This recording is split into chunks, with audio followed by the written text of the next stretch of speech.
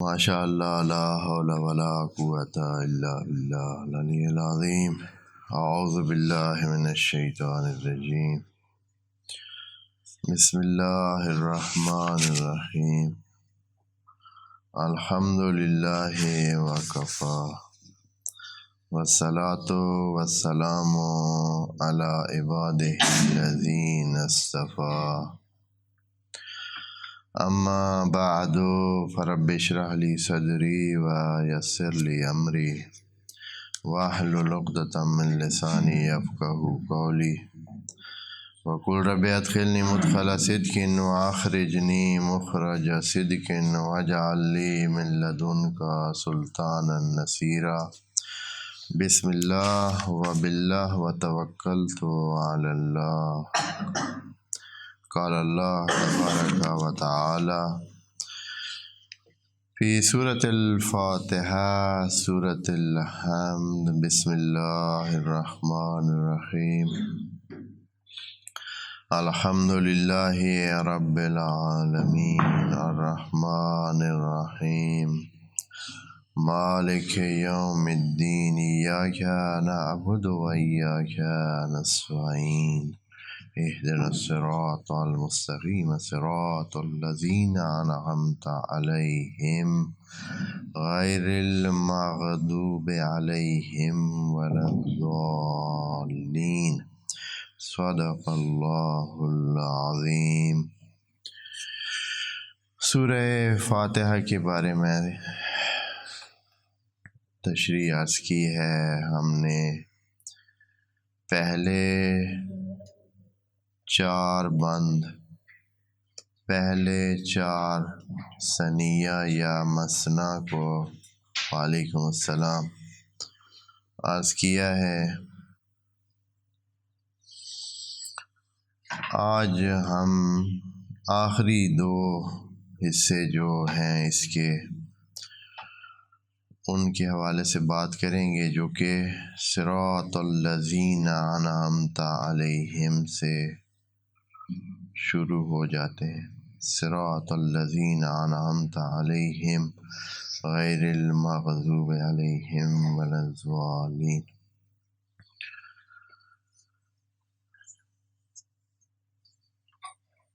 یہ سورت قرآن کی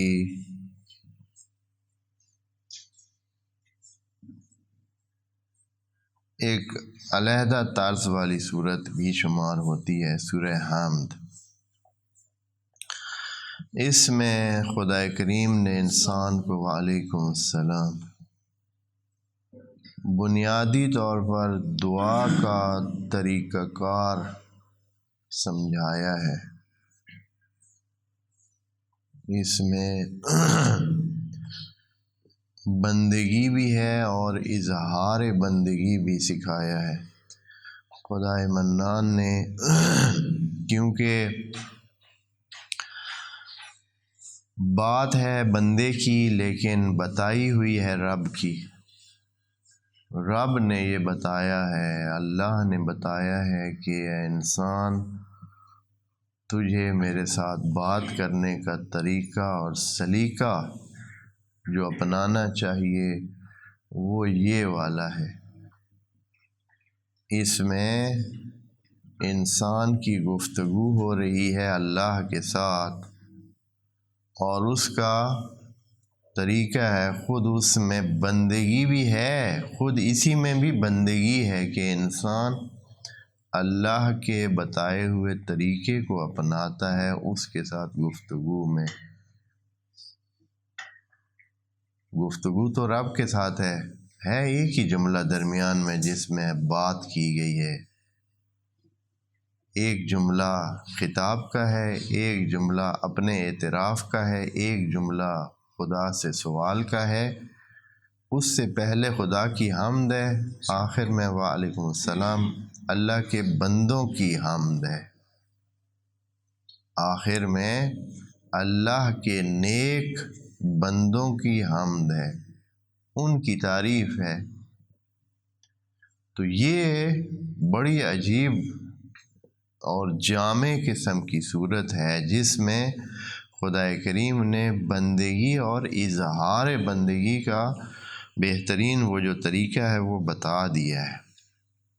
اچھا، یہ جو خدا کی طرف سے تعلیم کردہ یہ خطاب کا ذریعہ ہے کہ اس میں پہلے بندہ آ کر پوری کائنات کو دیکھتا ہے، پھر دیکھتا ہے کہ حمد ہے تو اس کے لیے ہے، پھر دیکھتا ہے کہ سارے جہان کو چلانے والا ہے تو وہ ہے، پھر اس کا جو بعد کا آنے والا زمانہ ہے اس کے بارے میں دیکھتا ہے تو پھر بھی اسے نظر آتا ہے کہ مالک یوم الدین وہ ہے، پھر اپنے آس پاس میں انسانوں کو دیکھتا ہے، دوسرے موجودات کو دیکھتا ہے، ان کے ساتھ جڑ کر یہی فریاد کرتا ہے کہ ایاک نعبد و ایاک نستعین، جب تیرا ہی ہے، ماضی میں سب کچھ تیرا، آئندہ بھی سب کچھ تیرا، چلانے والا بھی تو پھر ہمیں اور حق نہیں بنتا ہے کہ کسی اور کی طرف جائیں، صرف تیری ہی بندگی کرتے ہیں، اور پھر مدد لینے کے لیے تو کوئی اور ہے ہی نہیں، کس سے مدد لیں، مدد بھی تجھ سے لیتے ہیں۔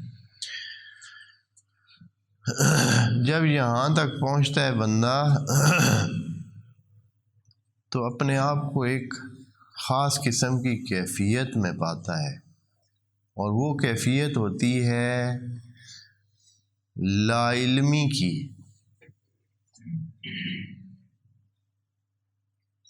اللہ تو ہے نہیں سامنے، اللہ تو غیب ہے، جو یؤمنون بالغیب میں سے ایک اللہ ہے۔ ہم بات تو کر بیٹھے ہیں کہ چلانے والا وہ ہے، رب وہ ہے، مالک وہ ہے، پھر ہم اس کے ساتھ بات بھی کر بیٹھے ہیں کہ تیری ہی عبادت کرتے ہیں، تجھ سے ہی مدد مانگتے ہیں، لیکن وہ ہے کدھر؟ ہمارے اور اس کے ساتھ تعلق کا طریقہ کار کیا ہے؟ کیسے پتہ چلائیں کہ اس کی بندگی ہے کیا؟ کس میں اس کی بندگی ہے؟ اس کی بندگی کس میں؟ ہم تو کہہ بیٹھے ہیں کہ ہم تیری ہی بندگی کرتے ہیں، اب اس کی رضا بھی تو معلوم ہو، رضا بھی معلوم ہو، اس کی بندگی کا طریقہ کار معلوم ہو، مدد لینے کے لیے کدھر رجوع کریں، اس کا کوئی دفتر ہو، کوئی دستک ہو، کس سے بات کریں؟ سامنے تو کوئی چیز ہے ہی نہیں، بندہ جائے تو کدھر جائے؟ یہاں آ کر بندہ بالکل ایسے اس پہ آ جاتا ہے کہ اب رابطہ کس طرح ہو اللہ سے؟ اللہ تو غائب ہے، ہمارے پاس کوئی وسائل ہی نہیں ہے کہ ہم اس سے رابطہ کریں، سامنے اس نے آنا نہیں ہے، ہماری سکت نہیں ہے اس کو برداشت کرنے کی کہ اس کے نور کو برداشت کر سکے،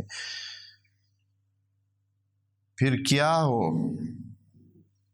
بندگی بھی ہم نے کرنی ہے، مدد بھی اس سے لینی ہے، کوئی طریقہ کار کیا ہے؟ ہمارے پاس تو یہ دنیا کے وسائل ہیں، ہمارے سامنے تو یہ دنیا کی مادی چیزیں ہیں، ہمارے سامنے تو صرف یہی زمین ہے، ہوا ہے، پانی ہے، پہاڑ ہیں، مٹی ہے، پتہ نہیں یہ جو وسائل ہیں، آسمان ہے، ستارے ہیں، سورج ہے، یہ چیزیں ہیں جو ہمیں دکھتی ہیں، نظر آتی ہیں، ہم محسوس کرتے ہیں، اللہ تو ہے ہی نہیں سامنے، ہم پھر بندگی اس کی کیسے کریں؟ ہم اس سے مدد کیسے مانگیں؟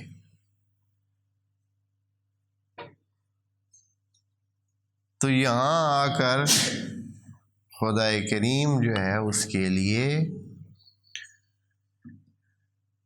دنیا میں وہ طریقہ کار بتاتا ہے کہ میرے راستے کو چاہنا ہے، میری بندگی اپنانا ہے، مجھ سے مدد مانگنی ہے، تو اس کے لیے میں نے یہاں ماڈل بنائے ہیں، میں نے یہاں نمونے اور اسوے بنائے ہیں، اور میرے راستے پہ چالنے والے بندوں کو میں نے آپ کو بتا دیا ہے، ان کے طریقے پہ چلنا ہے، ان کا راستہ میرا راستہ ہے، جو یہ کر رہے ہیں یہ میرا راستہ۔ تو یہاں جو ہے اس جملے میں صراط الذین انعمت علیہم میں کئی باتیں پوشیدہ ہیں، ان میں سے ایک بات آج یا ایک دو بات جو ہو سکی بہرحال انشاءاللہ عرض کرتے ہیں۔ مرکزی طور پر، فطری طور پر انسان حسی وجود ہے۔ انسان میں دو چیزیں ہیں، حس ہے اور عقل ہے، جسم ہے اور روح ہے۔ لیکن چونکہ انسان مشتمل ہے حس پر زیادہ، عقل والا حصہ اس کا بہت کم ہے، اس لیے انسان 99% کہہ سکتے ہیں کہ حس کی طرف کھنچتا ہے، عقل کی طرف نہیں جاتا ہے۔ حس کی طرف یعنی انسان اس کو مانتا ہے جس کو دیکھے، انسان اس کو مانتا ہے جس کو سونگھے، چکھے، محسوس کرے۔ جو اس کے عقل میں آتی ہے بات، اس کو اتنی آسانی سے نہیں مانتا۔ یہ انسان کی بیسک جو ہے نا فطرت ہے، اس کے اندر یہ چیز موجود ہے۔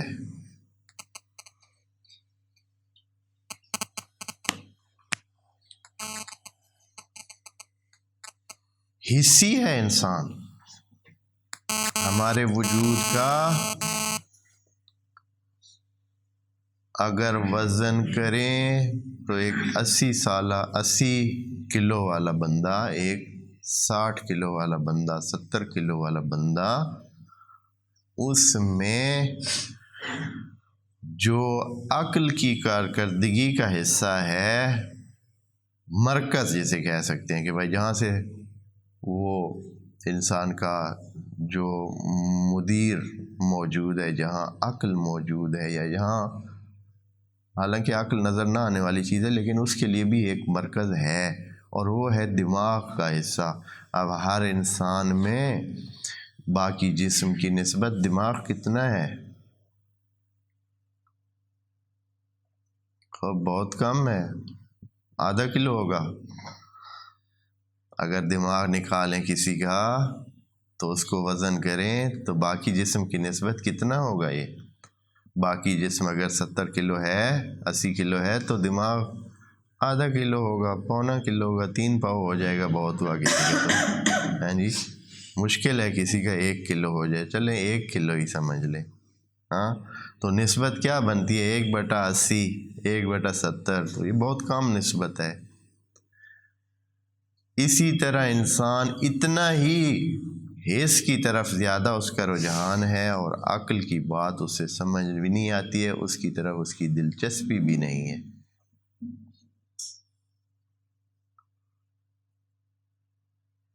کبھی آپ سوچتے ہوں گے یا سوچنا چاہیے کہ جو انسان اللہ سے ہٹ کر دوسرے معبودوں کی پوجا کرتے ہیں یا کرتے تھے، ان معبودوں نے تو ان کو بلایا بھی نہیں تھا، ان معبودوں نے یہ بھی نہیں کہا تھا کہ ہم خدا ہیں، معبود ہیں، آپ ہماری پرستش کریں۔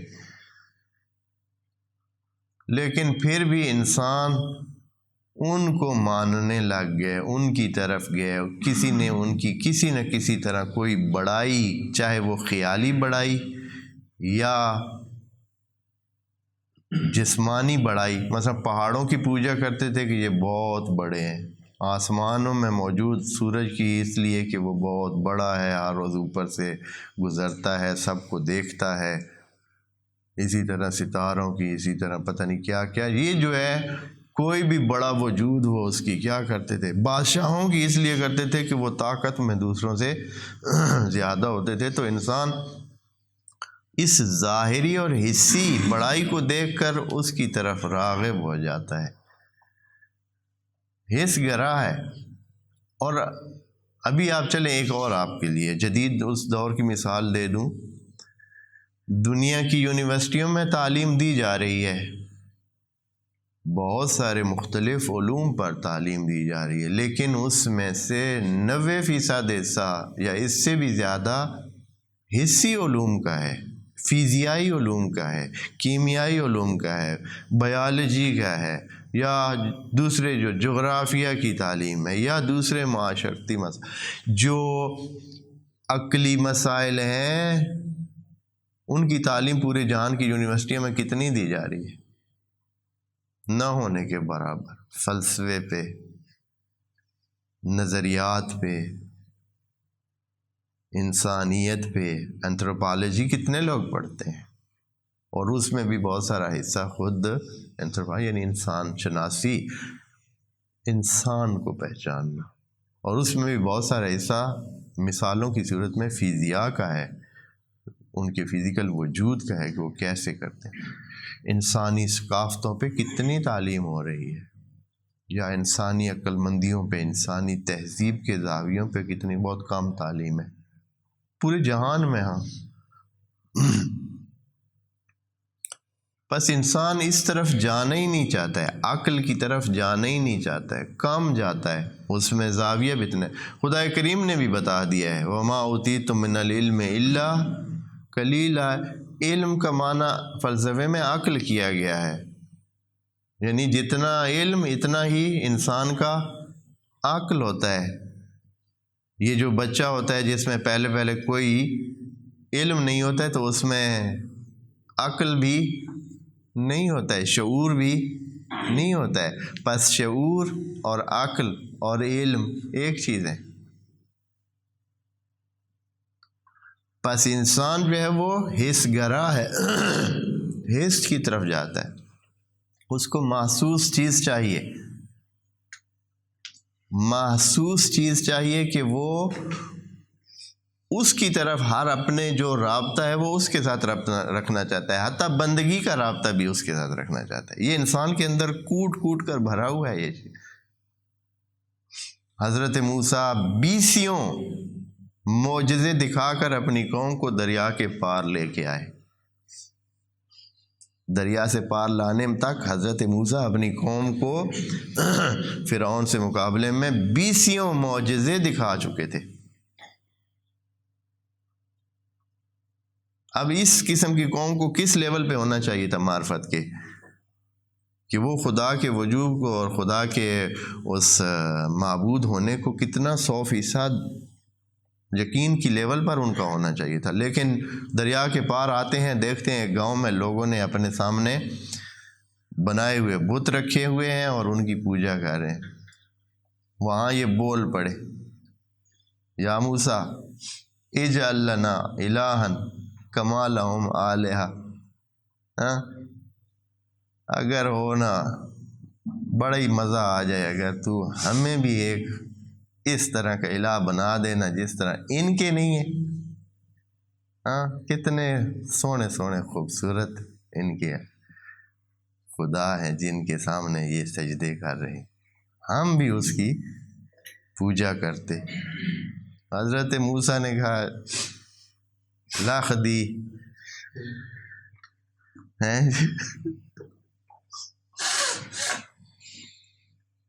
اتنے معجزے اللہ کے دیکھ کر ابھی ادھر ہی کھڑے ہیں۔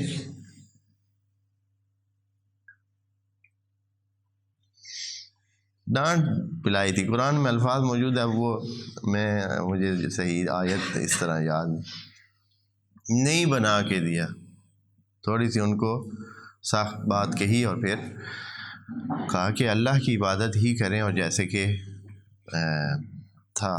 اور اس کے بعد حضرت موسیٰ لینے کے لیے چلے گئے ادھر طور پہ، پیچھے انہوں نے کہا چلو جی اب تو حضرت موسیٰ نہیں ہے، اب اپنا خدا ہم خود بنائیں گے، اور پھر انہوں نے بنا کے دکھایا۔ وجہ کیا ہے؟ یعنی ان کے اندر وہ جو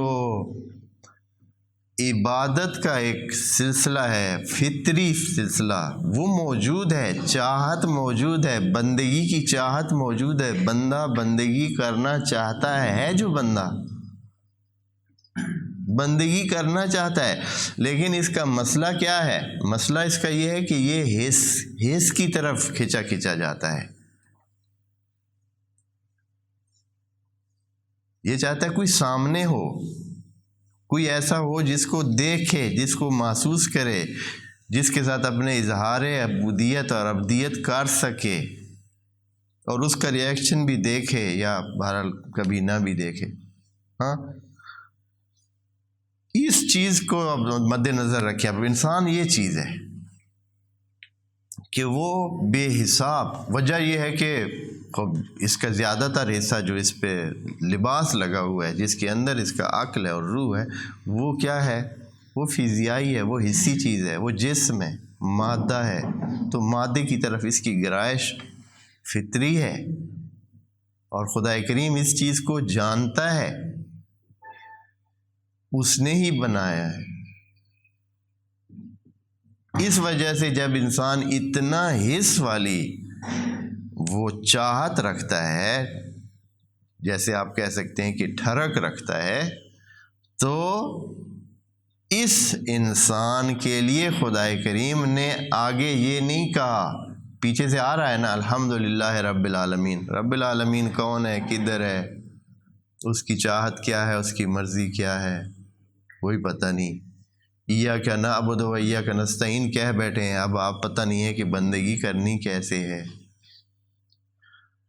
اور مدد لینی کیسے ہے۔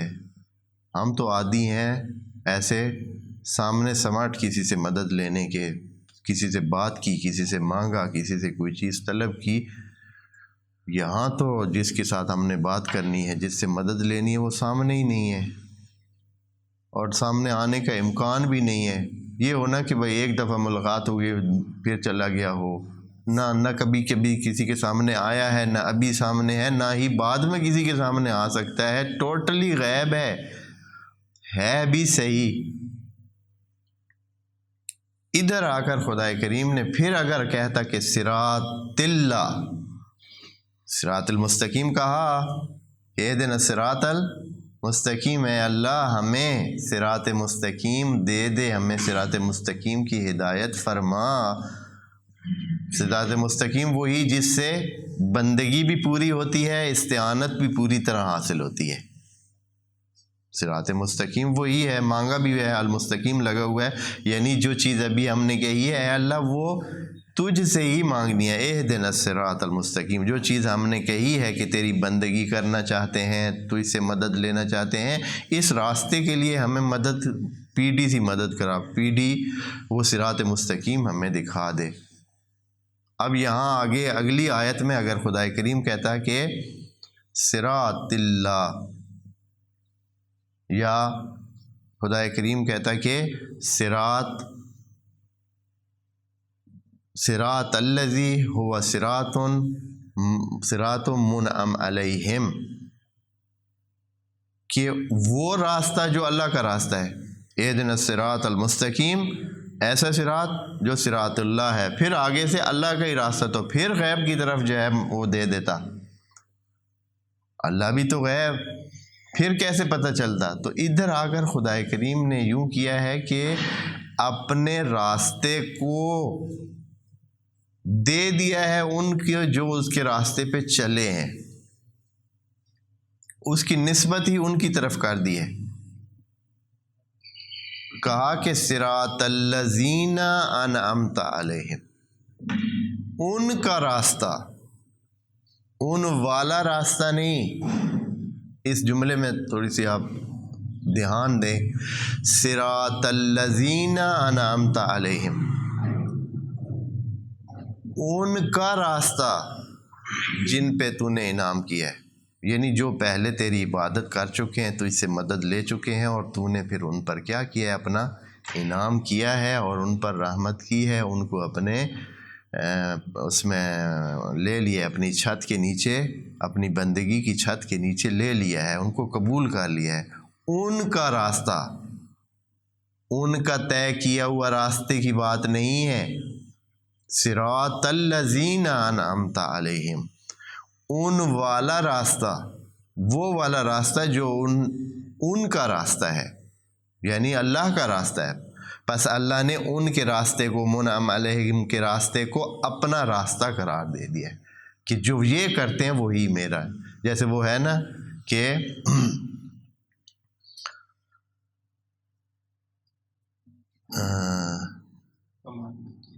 کیا جی، ہاں یہ تو آیت ہے، یہ میں اردو کا ایک یہ اس میں نعت آج کل پڑھی جاتی ہے ایک کہ نبی کی بات ہی خدا کی بات ہے، نبی کی بات ہی خدا کی بات ہے، کہ وہ جو بات ادھر ہے وہ ایسے ہی ہے جیسے کہ وہ خدا کی بات ہے. اسی لیے قرآن میں خدا کریم نے فرمایا ہے کہ ان کنتم تحبون اللہ فاتبعونی یحببکم اللہ.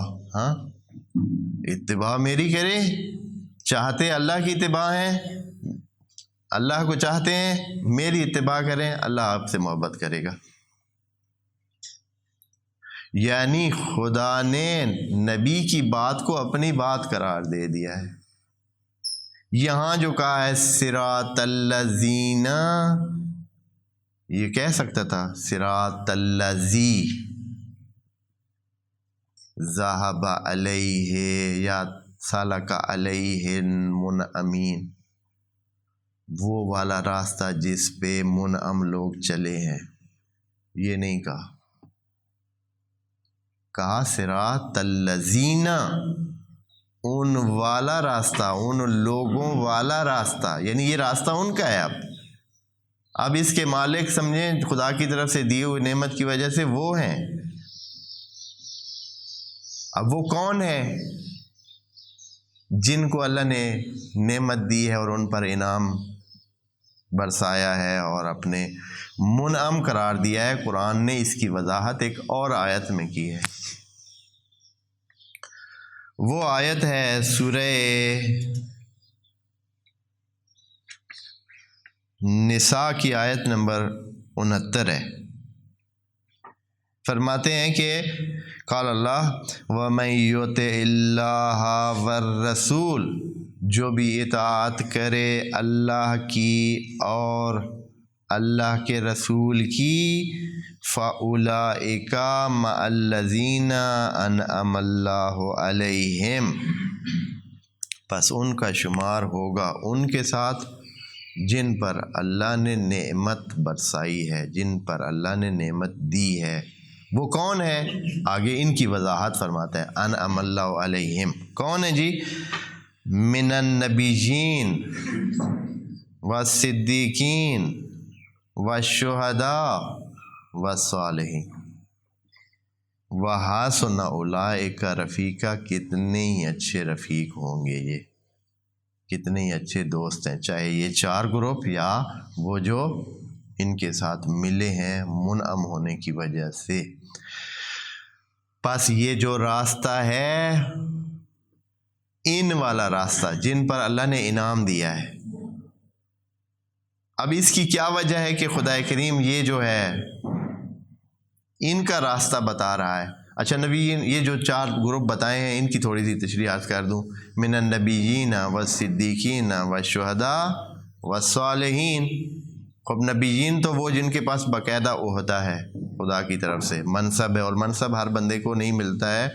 اللہ یعلم حیث یجعل رسالتہ، اللہ کو پتہ ہے کہ کس کو رسالت اپنی دینی ہے، نبوت کس کے حوالے کرنی ہے، وہ جانتا ہے. نبیین، نبی کا مطلب ہے جس کے پاس اللہ کی طرف سے نبوت آئے. اب آگے وہ رسالت ہے یا نہیں، ابھی نبیین تک وہ ممکن ہے کہ رسالت بھی ہوتی ہے اکثر. اچھا، من النبیین، اور دوسرے نمبر پر صدیقین. صدیقین کون ہے؟ صدیقین یعنی جن کا قول اور فعل ایک ہو، جن کا قول اور فعل ایک ہو. قرآن میں حضرت یوسف کو صدیق کہا گیا ہے. فقالا یا یوسف ایھا الصدیق، یہ ہمیں بتا۔ صدیق کا لفظ حضرت یوسف کے لیے اور اسی طرح بعض دوسرے نبیوں کے لیے صدیق کا لفظ بولا۔ اچھا، شہداء کا لفظ کس کے لیے؟ شہداء سے مراد کیا ہے؟ عام طور پر ہم اردو والے شہداء کا معنی کیا لیتے ہیں جی؟ یہ جو شہید یعنی مارے جاتے ہیں، جو اس میں جنگ میں دشمنوں کے ساتھ جنگ میں، کافروں کے ساتھ جنگ میں، معرکے میں جام شہادت نوش کر جاتے ہیں یا بھائی فوت ہو جاتے ہیں، تو ان کو شہید کہتے ہیں۔ قرآن میں شہید کا لفظ گواہ کے لیے زیادہ استعمال ہوا ہے، جیسے کہ نبی کو بھی کہا ہے کہ ہاں جی باقی سارے نبی شہید ہوں گے اپنی امتوں پر اور آپ گواہ ہوں گے نبیوں پر۔ خوب شاہدن و مبشرن و نذیرن بہت دفعہ کہا ہے۔ تو وہاں شہید کا لفظ قرآن میں جو ہے شہید کا معنی بطور گواہ ہے، یعنی یہ بھی، اور گواہ کون ہے؟ وہ ہمارے نبی ہیں۔ پس صدیقین بھی کتنی جگہ نبیوں کو کہا ہے، پہلی جگہ بھی نبی، دوسرے صدیقین سے بھی تقریباً وہی نبیین اور اس درجے کے لوگ مراد ہیں، معصومین مراد ہیں، اور تیسرے درجے پر جو شہداء ہے اس سے بھی گواہ مراد ہیں، یعنی وہی نبی مراد ہیں، کیونکہ نبی ہی شاہد ہیں۔ اور صالحین، وہ قرآن میں ایک پوری صورت ہے جس میں کتنے نبیوں کے ساتھ کہا ہے کہ من الصالحین، کان من الصالحین، یہ اس طرح کے الفاظ ہیں۔ ہاں، حضرت نوح کے بارے میں، حضرت ابراہیم کے بارے میں، حضرت اسماعیل اور دوسرے حضرت زکریا کے بارے میں، حضرت سلیمان کے بارے میں کہ انہوں نے دعا کی کہ مجھے صالحین میں سے قرار دے۔ تو صالحین بھی وہی، بس یہ عام لوگوں سے بالا تر لوگوں کی بات ہے، یا کم از کم ایسے جو علم کے لحاظ سے، ابدیت کے لحاظ سے ان درجات پہ لوگ ہیں، ان کی بات ہے، وہ منعم علیہم ہیں۔ ایسے نہیں ہے کہ ہم کہیں بس ٹھیک ہے جی، یہ جیسے ہم نے عام طور پر بنایا ہوا ہے کہ زیادہ تر بھائی یہ نبیین تو چلیں، وہ تو ہو گئے نبی، وہ تو ہم نہیں بن سکتے، لیکن اس کے بعد والی پٹی میں جو ہے نا ہر بندہ جو ہے وہ شامل ہو سکتا ہے۔ قرآن میں صدیق کا لفظ بھی نبیوں کے لیے استعمال ہوا ہے، شہداء کا لفظ بھی اور شاہدین کا لفظ بھی ان کے لیے ہے، اور صالحین کا لفظ بھی ان کے لیے، کان من الصالحین کتنی دفعہ قرآن میں آیا ہے کہ نبی کے لیے کہا گیا کہ وہ صالحین سے تھے۔ یہ لوگ ہیں منعم علیہم، پس ان کے والا راستہ۔ اور یہ کیا ضرورت پڑی تھی؟ وہی عرض کیا ہے، نبیوں کو سامنے رکھنے کی، بطور اسوہ سامنے رکھنے کی کیا ضرورت تھی؟ اس لیے کہ انسان کیا ہے، اس کو ماڈل چاہیے ہے، اس کو نمونہ چاہیے ہے، اس کو ایک اس طرح کا عمل کرنے والا پہلے چاہیے ہے، پھر وہ عمل کرتا ہے، اسوہ چاہیے ہے۔ اس لیے نبیوں کو، صدیقین کو، شہداء کو، صالحین کو بطور نمونہ، بطور اسوہ سامنے رکھا ہے کہ اے انسانوں، آپ لوگ یہ جو اس طرف میری طرف آنا چاہتے ہیں تو ایسے ہی ہوا میں، فضا میں ایسے ہی نہ ہاتھ پاؤں مارتے رہیں، کوئی نمونہ آپ کے سامنے ہو، کوئی ماڈل آپ کے سامنے ہو، کوئی اسوہ آپ کے سامنے ہو، اس کے مطابق چلیں، اس کے مطابق چلیں۔ تب کہا کہ صراط الذین انعمت علیہم، نہیں تو کیا مجبوری بالکل بھی نہیں تھی کہ اللہ جو ہے وہ کسی اور کی طرف، اپنے علاوہ کسی اور کی طرف کوئی نسبت دیتا کہ بھائی یہ راستہ جو ان کا راستہ ہے، اپنی طرف نسبت دیتا نا کہ میرے والے راستے پہ چلے، یا اے اللہ وہ جو ہدایت مانگ رہا تھا بندہ، وہ اپنے خدا کے راستے کی طرف اس کو ہدایت کی وہ طلب کرتا نہیں، کہا کہ ان کا راستہ جو منعم علیہم ہے، اور جو منعم علیہم ہیں وہ کون ہے؟ وہ یہ لوگ ہیں۔ وجہ یہ ہے کہ انسان حس کی طرف متمائل ہے اور وہ چاہتا ہے کہ جو بھی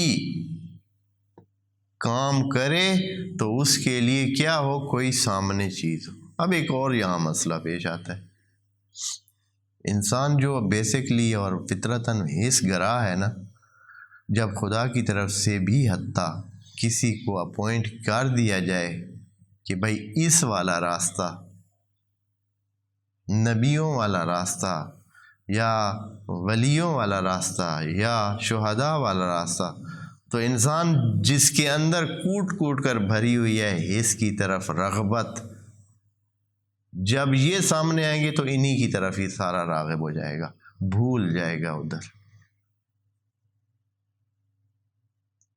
اور ہوا ہے، ایسے ہی ہوا ہے کہ جس کا خدا کریم نے حوالہ دیا کہ اس کو صرف بطور نمونہ اور بطور اسوہ آپ نے دیکھنا ہے، انسانوں کی طرف جب وہ اس طرح اسوے کی صورت میں سامنے آیا تو انسانوں نے، جنہوں نے نہیں ماننا تھا وہ تو مانے ہی نہیں نا، تو جنہوں نے ماننا تھا انہوں نے اتنا مانا کہ اس کو کیا بنا دیا؟ خدا بنا دیا۔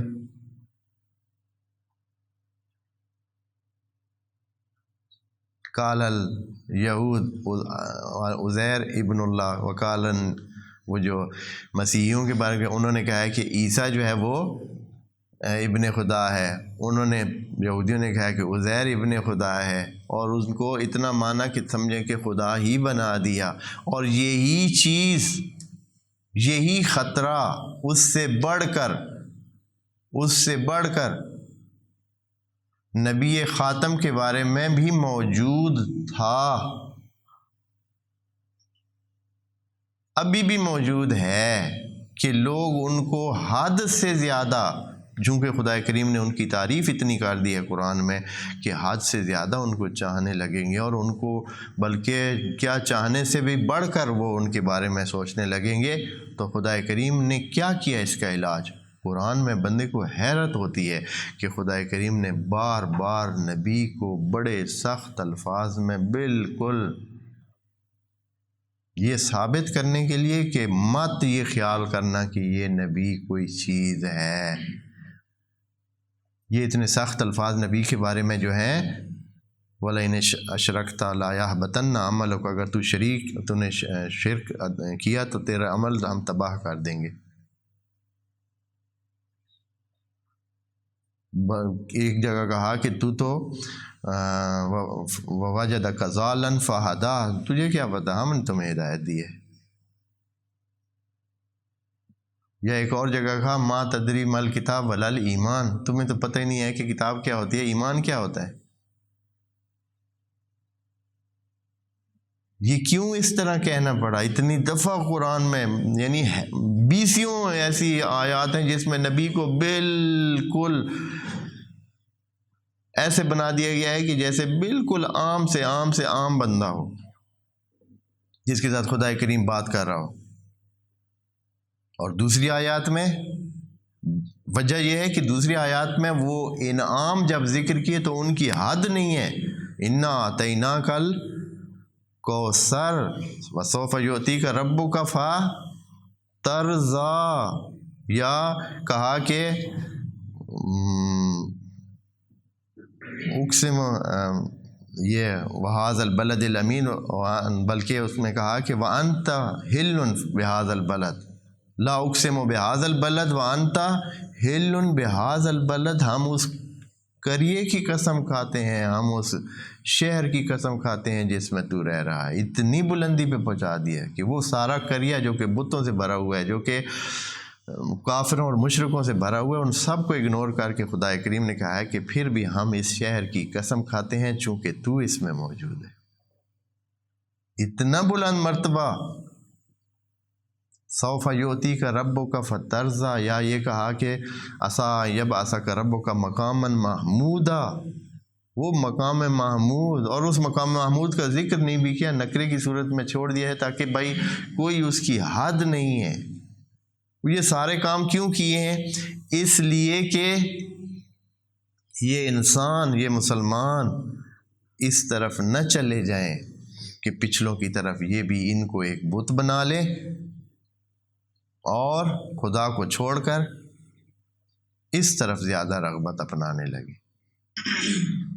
اور ابھی مسلمانوں کے بہت سارے گروپ ہیں، اور کئی گروپ اپنی حدوں کو کیا کر جاتے ہیں، کراس کرتے نظر آتے ہیں۔ پس اہدنا الصراط المستقیم صراط الذین انعمت علیہم، ان کے والا راستہ اے اللہ ہمیں دینا تو ان کے والا راستہ جن پر تو نے کیا کیا ہے، انعام کیا ہے، اور جن پر انعام کیا ہے وہ دوسری آیت میں بیان کیا، من النبیین والصدیقین والشہداء والصالحین، تاکہ انسانوں کے سامنے ایک ایسا نمونہ ہو، سامنے ایک چیز ہو جس کو دیکھ کر وہ والا طریقہ اپنائیں، وہ والی سیرت اپنائیں، وہ والا کام اپنائیں، تاکہ بندگی کامل بھی کر سکیں اور استعانت کامل بھی اللہ سے حاصل کر سکیں۔ اب اس میں ایک دو اور باتیں بھی ہیں جو کہ بہت مہم ہیں، کہ اس سے کچھ اور مسائل بھی پھر سامنے آ جاتے ہیں، ان افراد کی اہمیت اور ان کے ساتھ انسانوں کی تعلق کی، اور اس بندے کے ان کے ساتھ تعلق کی کس لیول پر وہ بات ہونی چاہیے، کتنی بات ہونی چاہیے، جو کہ انشاءاللہ اگلے سیشن میں عرض کریں گے۔ والسلام علیکم ورحمۃ اللہ وبرکاتہ۔